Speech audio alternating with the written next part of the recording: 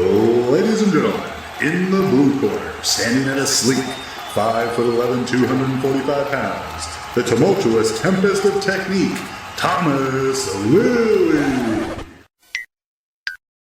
And in the red corner, at a curvaceous 5'11", 315 pounds, the jovial juggernaut of judgment, John Cheryl Sheridan. A meeting of the masters of mastication. Turn your attention as they delve deep into all things lifting and more. This is Peak Speak. Welcome to Peak Speak, the podcast that we used to do on a regular basis. Welcome back to the weekly episodes of Peak Speak that happen incredibly rarely and very often not weekly at all. Were you ever into Bro Science Life? Dom the City? Yeah. I like that you asked that. I like that you asked that like it's a historical thing. Like I'm not still into that. He is fucking fun, and that character never gets on. That was my favorite thing that he would do is just like, videos weekly every second Tuesday. Like just not weekly. New videos sometimes. To be fair, we have tried. We have. Some of us harder than others, but big business life, I get it, is hard. And you can't make time for your little friend. I feel like it's quaint little country town. Shift blame to me. I mean, it's a pretty easy thing to do, and it's only a stereotype for a reason. Probably. But hey, that's what you get for being a big businessman, Thomas. Yes, that's right. Well, Merry Christmas and Happy New Year, friends and followers of the show, if there's any left. Yeah. Anyone who got the automatic notification that we've uploaded an episode. These guys are still alive. Yeah. Hey man, I would argue we're the longest running powerlifting podcast in Australia at this point. I think we are. Yeah. I think by this episode we've bought ourselves another 12 months. So if we just record one now and then book another one in for the first of next year, we'll be sweet. There's a guy that trains at the gym that had a long hiatus, so he left for maybe like 2 or 3 years, and he's just come back recently, and he bought one of our like 20 Peak Speak t-shirts that we printed. Oh, nice. Yeah, so he comes in wearing the Peak Speak t-shirt with the burger and like... Yeah, which is hilarious because I don't think any of us actually own one. I never got one. Yeah, man. I think maybe I did, but I don't remember it. No, I normally definitely hang on did. to that sort of stuff. I think there was some discussion that if we sold enough, we would just use what was left to buy ourselves one. But we didn't go that far. I don't even know how many we ordered or how many we got. I think it was a print-on-demand thing. I think it was I think that's what Sam ended up setting up, but I don't know. I don't remember. That was so long ago. It feels like a whole other lifetime. Well, if you've still got a Peak Speak t-shirt, send me a photo so I can post it. Yeah, tag us on Instagram. I want to see if there's any of them still exist in the wild. How are you, my friend? I am alive, which has been the default answer these days. But a while ago I tried actively to get away from using the term not bad as an answer to that question. I don't like the implication that the resting state is bad, which is great, but it's then hard when you are just like not bad, but not good to have an accurate answer. I've seen a quote. It's like a Dutch saying or something like that translates literally to upright and not crying. And I think that's a pretty good answer recently, for me at least, and seems to be a consistent theme with a lot of the people I've been talking to the last maybe 6 months or so as the world burns around us. But how are you? Much the same. Yeah. Still kicking. Resilient. That stubborn resilience that keeps us going even when things are shit. I'm a big fan of, I think it's totally okay to complain about everything if you're not giving up on everything. Yeah. And there's certain things that you have to give up on for sure, but I don't think there's any. I think there's a certain value in bringing to light what's going on because it shows self-awareness. Label it as complaining if you want, but sometimes things aren't all just rosy. Man, and it's that's all right. Honestly, it's like I think it's one of the hardest parts about being a coach and being at the forefront of a thing like a community and a gym is bringing the energy when you don't have the energy. Like I'm going to have a real hard time talking to you about like helping you be motivated about your training goals when I'm struggling to get out of bed. Yeah. but it's my job, right? Like that's part of the job. And I think for me, subconsciously, this was always a big part of why I didn't go down the road of like having a model based off consistent classes. Because man, I can't turn up 5 days a week and bring that energy, 3 sessions a day for 5 days a week forever. Like that'll kill me these days.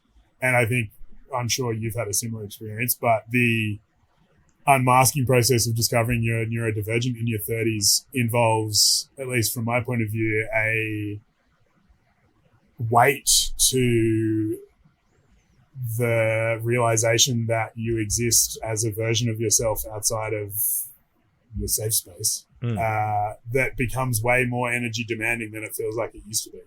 Yeah, it's almost like bringing it to light actually costs a lot more energy than when you're just ignorant to it all. Yeah, absolutely. And that's certainly something I have felt really deeply over the last couple of years is, when I'm struggling with my motivation in training, I can talk to you about being motivated in training and chasing big goals, but like you ask me what my goals are, and it's like, maybe train this week, like turn up and don't be an asshole to my kid and, like those kind of things. So yeah, I think it's, and probably segues about as nicely as segues get in this podcast into our topic for the day, but it's that tipping point that I feel like we all get to in training and life and the things we do, where the luster wears off and you kind of get stuck in the middle bit that feels a lot harder than maybe it actually is. Maybe it feels harder than it really is. But it's that point that I think a lot of people quit, and the ones that do well are the ones that don't. But yeah, that's certainly a feeling that not only have I had for a little while now, but has been a consistent theme in some of the discussions I've had in the gym over the last 6 months or so, is people feeling a bit beaten down by everything. And that makes doing the things that you like really fucking hard. Yeah. There's a lot of talk going around about, the things being tough at the moment, cost of living, housing crisis, all that sort of stuff. I'm pretty blind to all of that. Like I acknowledge that it exists. I just think our problems are sort of relative to wherever we are and what we've experienced, right? But yeah, what I find interesting is like, if we're relating this to something like training, you've been referring a lot of people to our inflection point of powerlifting episode. And in that episode, we talk about the gift of experience, the fact that, these things happen in seasons. One thing that comes with that, I like Hormozy's framing. He talks about like, it's not good or bad. There's a season of growing and there's a season of learning, where the season of learning is essentially you're just trudging through shit. Yeah. And I feel like we're both doing that in a few aspects of our lives right now. And I think the hardest thing with the gift of experience, looking back and being like, oh, there was this season of learning, this season of trudging through shit 3 years ago, and this is about how long it lasted. And I'm in a very similar situation. So you've got the self-awareness to be like, here I am. I've been through this before. I can do this again. The really fucking annoying thing is not knowing when the end of that season is. Yeah. It feels like, you're digging yourself out, but you can't actually see the light at the end of the tunnel.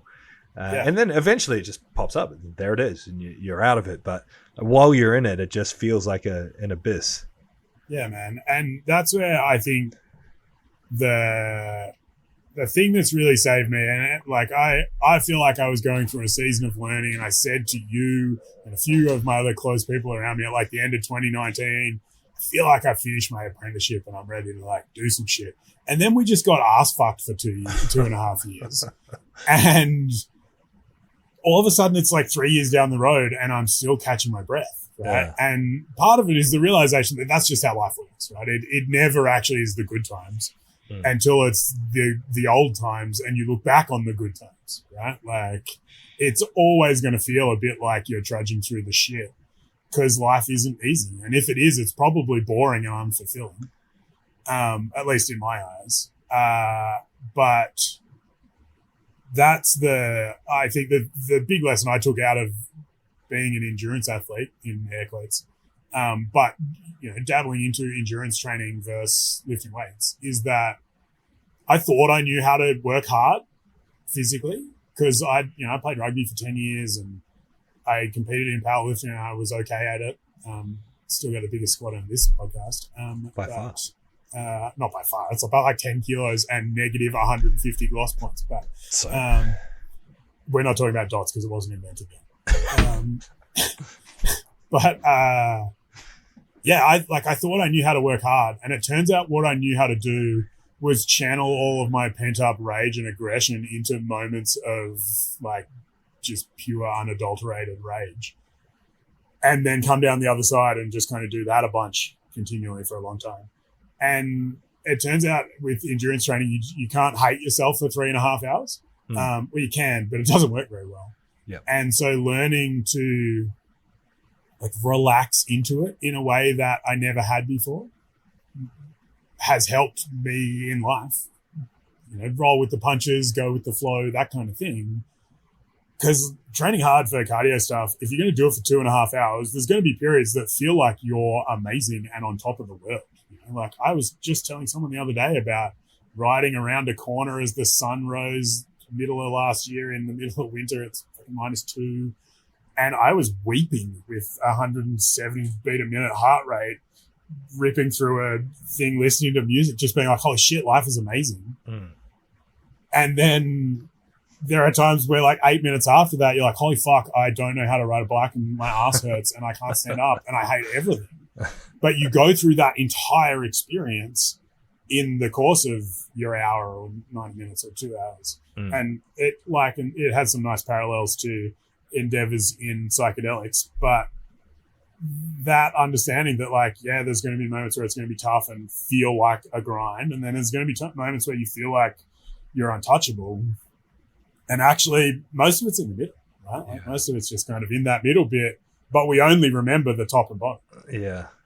And so the more you can just accept that most of it's in the middle, the easier it's going to be, right? Like the way I frame it to people in training is always that if you have like a series of sessions where you're just like, fuck yes, let's go. And it just keeps going, something bad is coming. Like you can't ride the top of that wave for 4 weeks. It just doesn't work like that. And at the same time, if all of your training feels like you're going to die and hard and miserable and like you've never done this before, something's not right. You should get a bit of both of those ends, because that's the day-to-day fluctuations in fatigue and stress and training load and all that kind of stuff. But if you're on either end of that spectrum for too long, something's not right, because actually the bulk of the work's in the middle. It's normal distributions, right? It's a bell curve. Yeah. And I feel that like the asterisk on the if things are going well, something bad is going to happen, is that the bad thing is not actually bad. It's just reality, as in that's what I mean. Right? Like it's not you're going to hurt yourself. No, it just pulls you back down to a realistic expectation. Yeah, or often what is actually the case is it feels amazing here because you're missing a whole bunch of other aspects. Yeah. Right? Like, oh, cool. I'm really strong and excited for this meet, but my relationship's falling apart and I haven't left my house other than to train and work for 7 weeks. Like, yeah, cool. And that's okay. You can live that for periods of a time, but you can't do it forever. Right? And I think you and I have always talked about this approach to training as it being a lifelong endeavor that looks very different over the course of time. If you showed me 15 years ago what I would consider a productive training week right now, in a phase of my life where I am actively working on considering it exercise, not training, I would have laughed at you and been like, well, that guy sucks and he's an idiot. And I now look at that guy and laugh at him and go, that guy sucks and he was an idiot. Yeah. Because I'm not that person anymore, and so it's very different. But still so much of our industry is built on this idea of selling you on progressively shorter challenges and perpetual progress and discipline being the way to move things forward, and it being about having this really rigid structure and all of this shit that actually increasingly in my discussions with people doesn't work very well when you're faced with the reality of life once you tick past about 25. Yeah. Because it seems like a lot of the fitness industry is still trying to be us at 21, where you built your whole life around training and you're in a good mood when it's going well and in a bad mood when it's not. And that's fine when you're 23 and you live at home. But when you're in your 30s and you've got a life, that makes you a bit of a dick. Yeah. Yeah, it's the irony of that mindset shift of like chasing everything so fast and wanting to get everything now is that there's no satisfaction. Like the No, person dude. who's actually had to work for the reward appreciates it so much more, to the point where they start to understand that the reward is the work, Yeah. not the outcome. And that's why like the best brains we have in the world don't stop. Like, it's not like Jeff Bezos needs to work. Yeah. I think he's got enough money. It's yeah. not like he needs to work more. It's Yeah. because there is a massive tick for him, I assume, a massive tick for him about doing the actual work that creates the satisfaction. It's not necessarily the outcome. It is the work. Yeah, man. Absolutely. And that's what I've taken a lot out of from last year. Like I had a rough year last year, and it feels like it was one of the hardest ones I've had for a while. But the biggest positive that came out of it, amongst many others that aren't worth sharing in this environment, was that I took up making music. I'm now like, it'll be 10 months in, and I haven't had an obsession like that wasn't training related in like fucking 15 years. Like, I feel like a different person because of it. Not only because I have a thing to think about that has absolutely nothing to do with anyone in my life other than me. Because actually, most of my life is thinking about other people and running on someone else's schedule and that kind of thing. There's this, you own a business and you work whenever you want, which is not actually how it works. Especially not when you have a child and a partner with a 9 to 5. But it's been having this thing that I'm doing just for the sake of doing it. And I've caught myself a couple of times. Middle of last year, I put together like a 45, 50-minute long, what essentially was like a live set, but all of my own songs and broken up in a way that I could like play them in different chunks and that kind of thing, that I started putting together so me and a friend of mine could get intoxicated and I could play him a bunch of music that I made. And I worked for like months on it, and it was great. And I did it in one setting. It was like this ambient minimal thing. And then I did another one. It was like more housey and dance music stuff. And I got like 2/3 of the way through it. And the fucking competitive asshole in my head was like, you could probably do a live show of this if you wanted to. And immediately I had to be like, no. Like, because I spent a bit of time being like, that'd be really cool. And then was like, no, it wouldn't. That's the entire opposite end of the spectrum as to why I'm doing this. Yeah. But so much of there's so many parallels in the music information space and fitness space. You know, there are people on YouTube who are like gear tubers who just review every new bit of music gear that comes out and that kind of shit. And there are people who are technician nerds and all that kind of stuff, right? It's the same archetypes. It's the same fucking stories everywhere. Yeah. Because turns out we're not all that complicated. It's all just the same patterns repeating. I've been on a bit of a sacred geometry kick in the last couple of days. It's all squares, triangles, and circles. Yes. Matter, body, and mind. But in the YouTube space, there's this, like, the recurring theme is like how to finish more tracks, how to take your 8-bar loop and make it a song, and all this shit. And I bought into that for a while. And then I got to this point where I was like, why? Like, I'm making this because I like making it. And so if I get like 2.5 hours into making this cool thing, and then I'm just suddenly like, I'm bored now, I just won't open it. Like, yeah. I've filled a terabyte hard drive and nearly a second one already of just like projects that I put together and haven't opened again. Yeah. Will I open? Maybe. Probably not. Does it matter? No. I've got like a couple of songs that are, you know, in a position where if I wanted to, I could release them. I might, but I don't need to because I'm trying really hard not to need to. It, like, all of my life for a long time has been built on you're chasing a thing, you're pushing towards a thing. And that's what I talk about when I say I'm exercising, not training. Is I'm working really hard not to only be motivated by goals, but be motivated by the process. Yes. And doing it because I like it. And doing it because I want to do it. And all of that has meant that actually I'm like more excited to train and I have more mental space to work and all of this sort of stuff, because instead of coming home from work and dissociating by scrolling through a combination of Instagram, Facebook Marketplace, and Reddit while watching something on the TV that I'm not really watching. I come home and I open my laptop and I don't look at my phone for 2 hours. And some nights I make a whole song, and some nights I fucking scroll through a folder of loop samples until I find one that sounds cool. And sometimes I twiddle some virtual knobs until it makes me go, ooh, that was cool. And then I close it and never look at it again. But we're sold this idea that you have to do a thing to be productive and to make progress and move forward and all of that shit, especially in the fitness space. If you're not making progress, you're going backwards, all this shit. Like, sometimes it's just about existing and doing the things for the sake of them.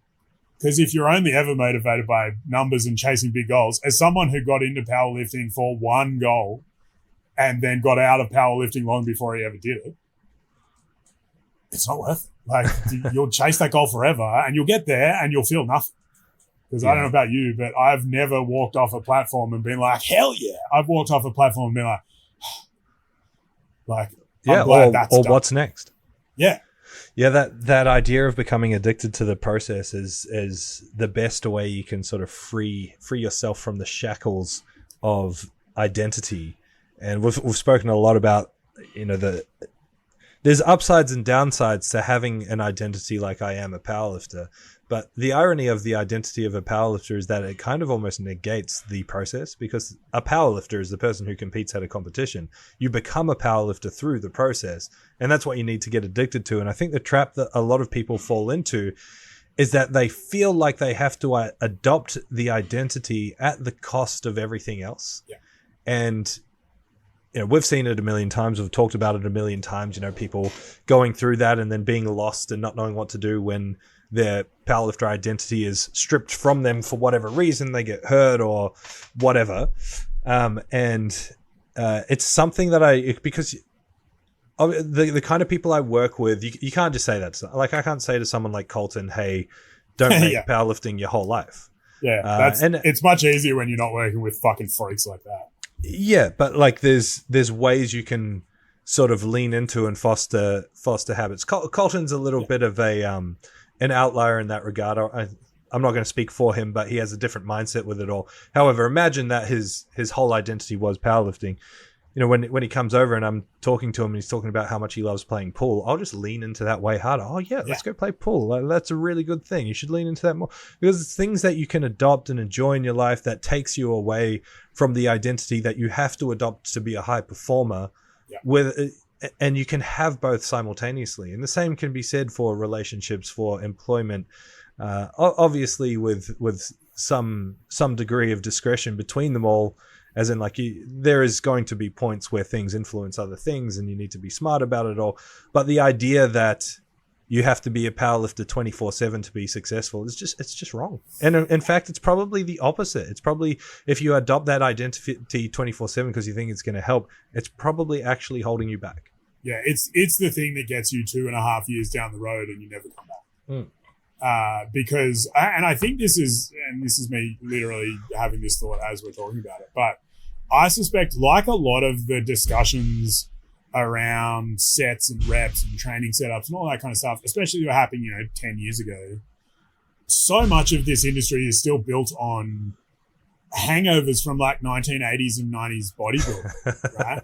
And like bodybuilding and that end of things, regardless of what you think of it, is a lifestyle and a commitment, right? 100%. Like, that is an all-encompassing. You can't do it with any level of self-respect in my eyes without committing fully, right? I always joke that I didn't want to be a bodybuilder because I liked eating too much. I'm like, that's true, but also because I'm fat as fuck and have been forever. Being a bodybuilder would be dumb. But the problem is when you take that mindset to something like powerlifting, where like, actually, if you want to train hard, it's probably only like 4 days a week for maybe 2 hours. And like, outside of that, what the fuck else are you doing with your time? Because if all you're doing is working and thinking about powerlifting, and as someone who did it for the better part of 10 years while working in the powerlifting space, I used to start thinking about what I was going to squat on Monday night on Sunday morning. Like, you couldn't get anything out of me functionally between Sunday and Monday night because all I was thinking about was squatting heavy on Monday night. Yeah. And like, cool. I squatted some heavy shit. I missed some even heavier shit. but it wasn't actually that conducive to being good at anything else, right? The quote I heard this morning in a video is, and I've heard this framed a few different ways, but the quote that everyone knows is the jack of all trades is a master of none isn't actually the full quote. The full quote is jack of all trades is a master of none, but is often better than a master of one. And when you leave that second bit out, like a lot of these famous fucking quotes that get thrown around, when you leave out the context, it makes a totally different piece. 100%. Right? And especially as someone who discovered I've got ADHD late in life and is now pretty convinced I'm also autistic, I've been ridiculed my whole life for like just being obsessed by things.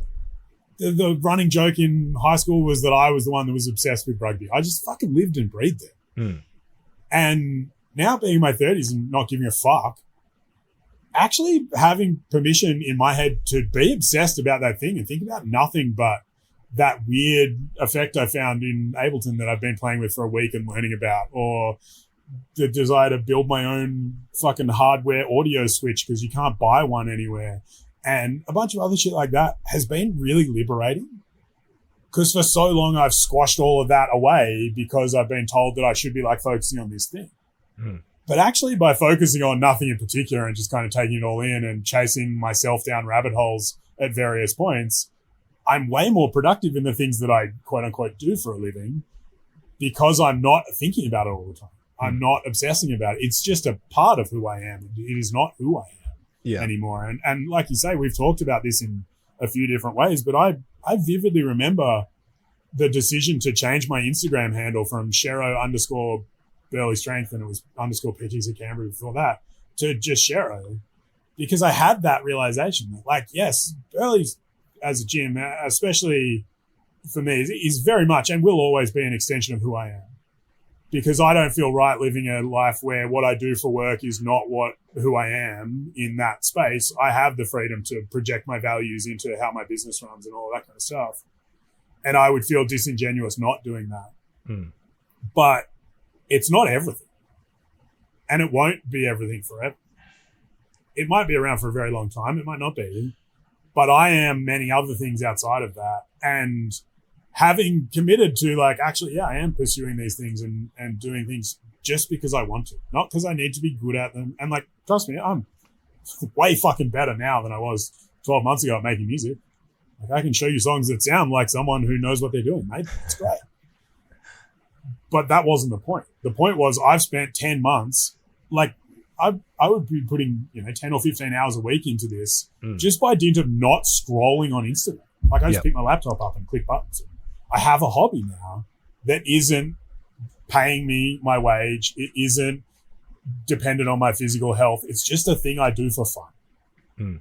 And I like getting better at it, and that's cool, but I don't care if I don't. It's just fun. I don't need to produce something that has value. I'm just doing it, and sometimes I just hit delete and don't save that thing because it sucked. And I don't feel bad about it. I just do it, and that's fine. And I'm a much happier person for it, and that has been the overwhelmingly common discussion I've had with almost all of my clients at various points in probably the last 18 months.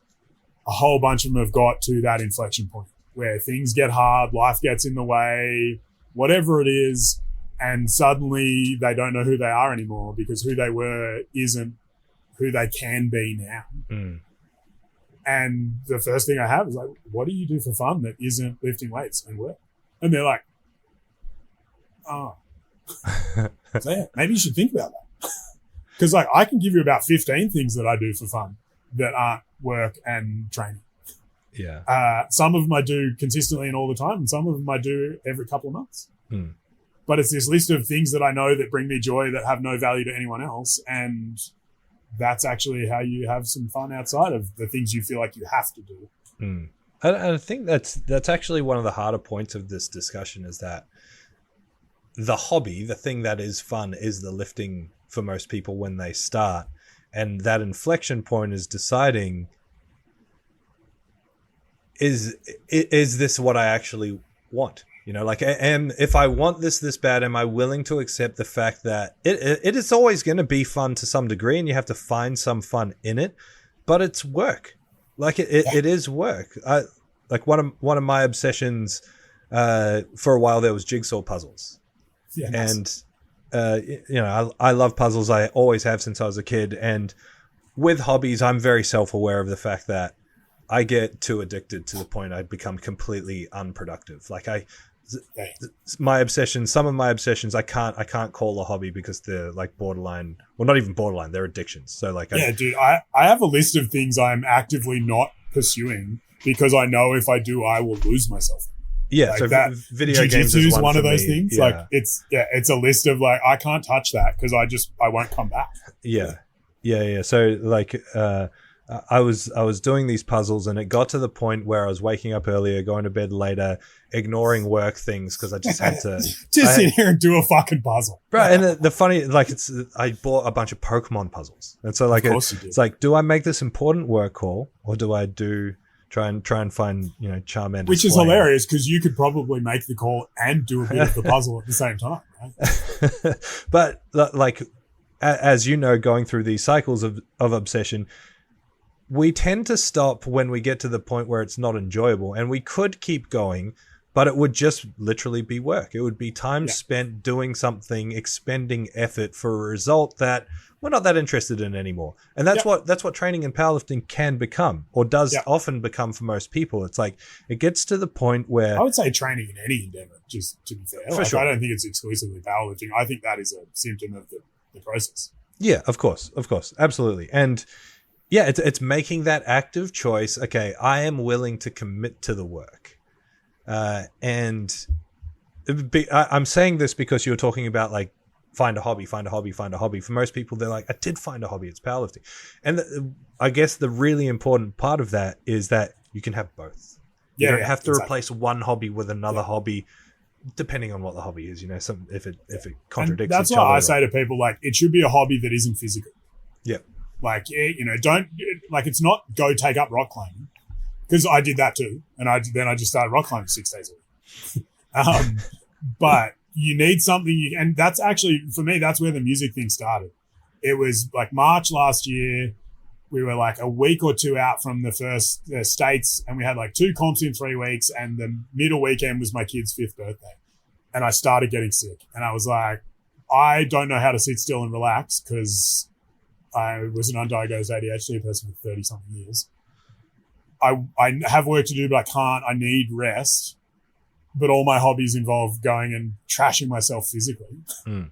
And if I just sit here and scroll through Instagram and watch YouTube videos for 4 days, I'll hate myself. So I went and bought a secondhand MIDI controller, a Novation Launchpad, for like $50. I got the serial number from the photo on Marketplace, and it had downloaded a copy of Ableton before I picked it up.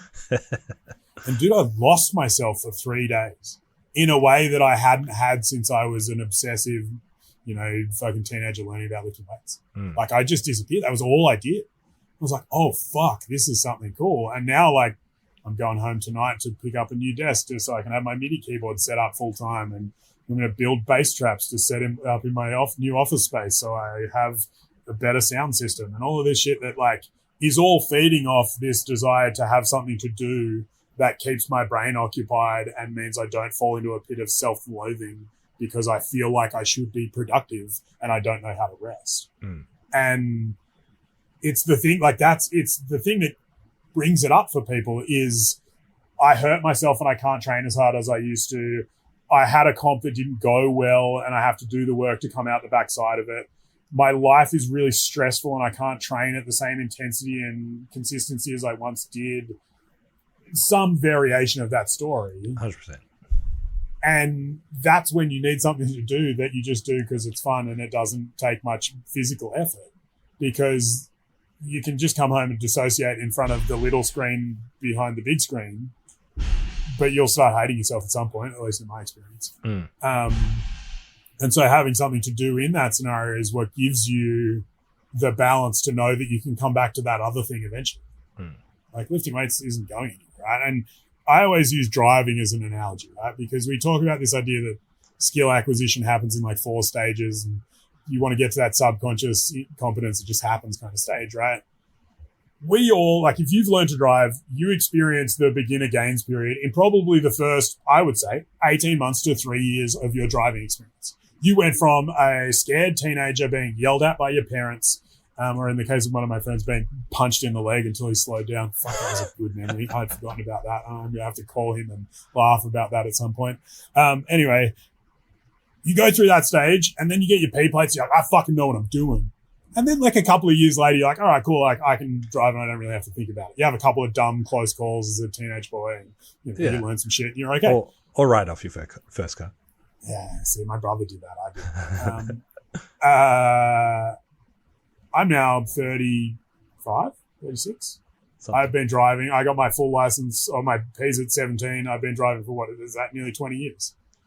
I'm a pretty good driver. And, like, I could be a bit better. But the incremental gains I would need to get from where I am now to, like, measurably better would involve committing to driving practice and going somewhere for lessons and having coaching and the guidance to do that, right?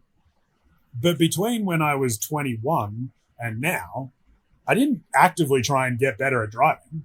I just drove every day. Yeah. And sometimes I couldn't drive because I was intoxicated or injured or ill, but, like, I didn't go, oh, fuck, I'm never driving again. Yeah. I just, like, got back in the car and went to the shops to get the thing that I needed. And, like, yeah, you get back in the car for the first time, you've been on holidays for 4 weeks, and you come back and you feel a bit rusty.